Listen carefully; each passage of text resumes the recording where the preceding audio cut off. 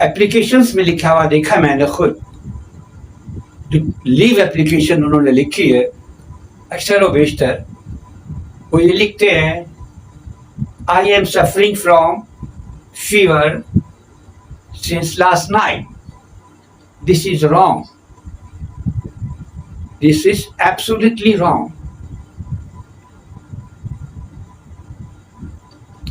गुज़श्ता रात से मैं बुखार में मुब्तला हूँ. अगर इस बात की वजाहत करना है इंग्लिश में तो I have been suffering from fever since last night.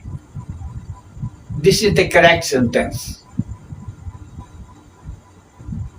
अब डिफरेंसेस देखिए, मैं उर्दू में जुमला बोल रहा हूँ, आप दोनों जुमलों पे गौर करें. मैं गुज़श्ता रात से बुखार में मुब्तला हूँ.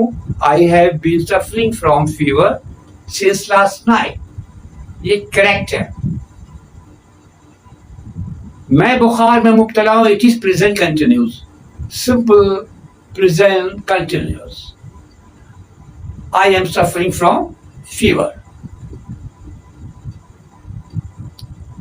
Few more sentences. Listen, few more sentences. The gardener is watering the plant. माली पौधों को पानी दे रहा है. Simple present continuous. If अगर ये हो कि माली सुबह से पौधों को पानी दे रहा है तो this sentence is 100% present perfect continuous. इसलिए कि इसमें वक्त का इशारा किया गया है, काम के शुरू होने का वक्त बताया गया है, तो ये प्रेजेंट परफेक्ट कंटिन्यूस में शामिल होता है और इसमें हैज बीन और हैव बीन का इस्तेमाल करते हैं. The gardener has been watering the plant since morning. The gardener has been watering the plant since morning. Right? Understand? Next. Has been or have been. Sometimes we use for and sometimes we use since. कभी हम since preposition है ये दोनों, कभी since का इस्तेमाल करते हैं, कभी फॉर का करते हैं. अब आप समझिए, गौर से सुनिए, वेरी केयरफुली.